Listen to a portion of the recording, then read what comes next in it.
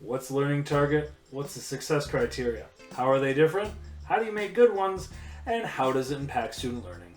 We're going to find out today. The learning target is what you want students to be able to do at the end of the lesson. For this video, we're trying to teach viewers what a learning target is and what a success criteria is. So these are two different things. So for this, we would have two different learning targets because learning targets are specific things you want students to learn. One learning target would be, I can create a learning target. The next learning target would be, I can create success criteria. Specifically saying what you want students to be able to do. I use the word create there for my verb, and you want to look at what that verb might be.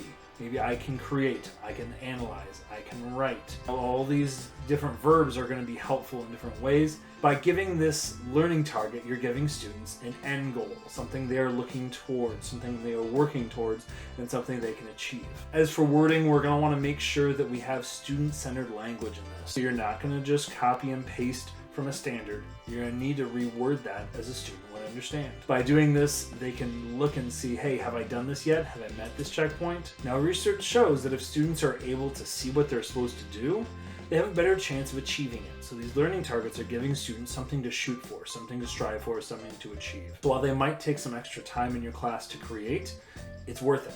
Closely related to learning targets are success criteria.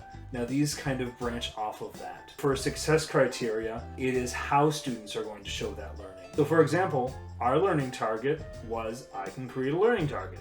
So our success criteria is going to incorporate most of that, but it's also going to have how you're going to do it. So that's a big difference between learning targets. The success criteria are going to tell you how you're going to do it and what a good one looks like. However, a learning target is going to tell you what you're going to be able to do, not how. So learning target is what, and success criteria is how. So for our example, I can create a learning target.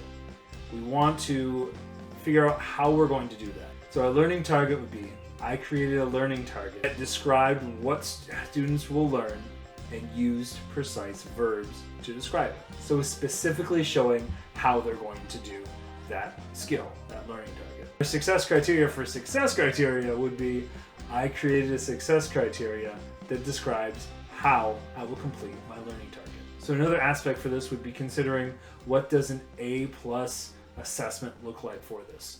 If you're doing an essay, what parts of the essay should you have? If you're completing a math problem, what steps should you have followed? Looking at specifics so students know exactly what success looks like. Not just meeting the bare minimum, but success. Be sure to like, subscribe, and comment how you're going to be using these success criteria and learning targets in your own classroom.